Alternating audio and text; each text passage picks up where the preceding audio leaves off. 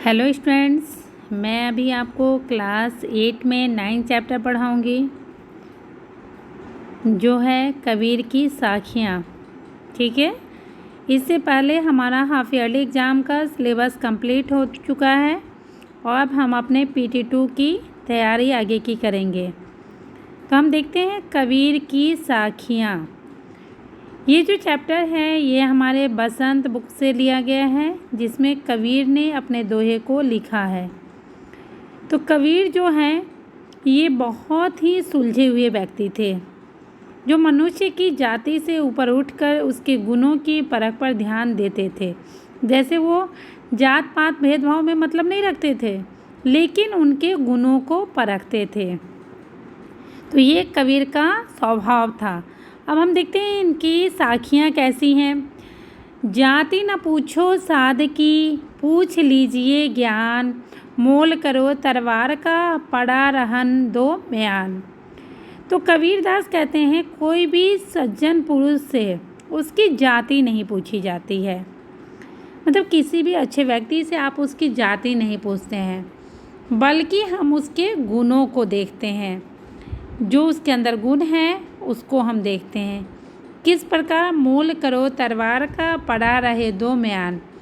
इस प्रकार जैसे हम तलवार को खरीदते हैं उसके बाद उसे म्यान में डाल देते हैं, रख कर छोड़ देते हैं।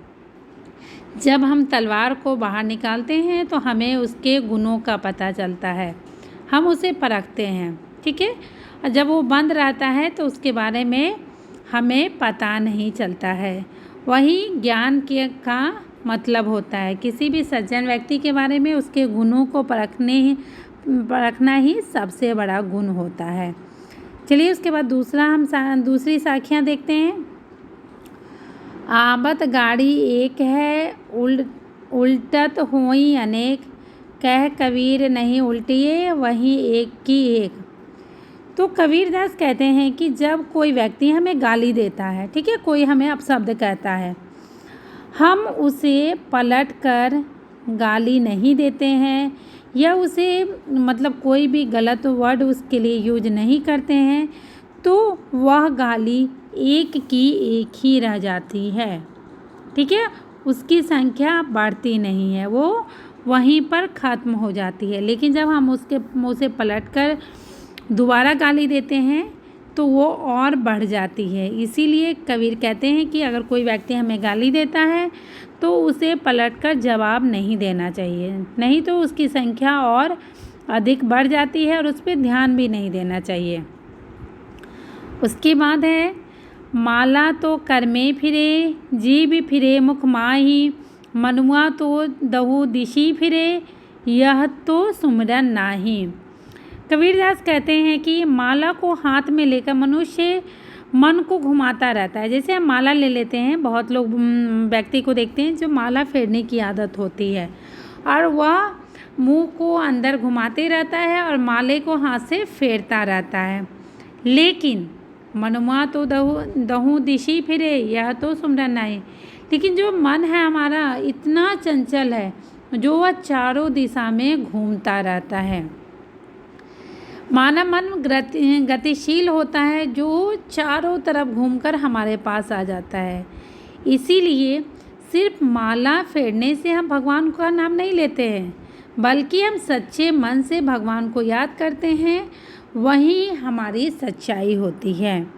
ठीक है, अब इसके बाद हम देखते हैं अपना चौथा साखिया। कबीर घास न नींदिए, जो पाऊँ तली होई, उड़ी पड़े जब आखिर में खड़ी दुहेली होई। तो कबीर घास न नींदिए, कभी भी हम छोटे वस्तु की निंदा नहीं करते हैं। जैसे किसी भी मतलब छोटे व्यक्ति को हम देखते हैं, छोटे वस्तु को देखते हैं तो हम उसे दबाना चाहते हैं, मतलब उसे नीचा दिखाना चाहते हैं। तो यहाँ कबीर ने उपमा किससे दी है? घास से दी है। जो घास इतना छोटा है हम उसे पैर के नीचे रखकर उसे दबा देते हैं, ठीक है, और वो दब जाती है। लेकिन वही घास का एक तिनका हमारे आँखों में पड़ता है तो वह हमारे आँखों को बहुत दुख देता है। समझ में आ रहा है ना। जो वो छोटा सा तिनका अगर हमारे आँखों के अंदर चला जाता है तो वह आँखों को दुखदाई मतलब दुख भर देता है, यानी हम बहुत दुखी हो जाते हैं, हमारी आँखें बहुत दुखने लगती है। तो इसीलिए कबीर कहते हैं कि किसी भी छोटे व्यक्ति को कमज़ोर नहीं समझना चाहिए, ठीक है। जिसकी जहाँ ज़रूरत है वो वहाँ पर सही होता है। कैसे? घास के समान। जब वही घास का तिनका मनुष्य की आँखों में पड़ जाता है तो वह बहुत दुखदाई हो जाता है। अब 5वां साक्य हम देखते हैं। जग में बैरी कोई नहीं, जो मन शीतल होए, या आपा की डारी दे, दया करे सब होए। अब कबीर कहते हैं कि मनुष्य का मन अगर शांत है, जग में बैरी कोई नहीं, अगर उसका मन शांत है तो संसार में उसका कोई भी दुश्मन नहीं होगा। अगर वो अंतर मन से शांत है तो उसका कोई दुश्मन नहीं होगा।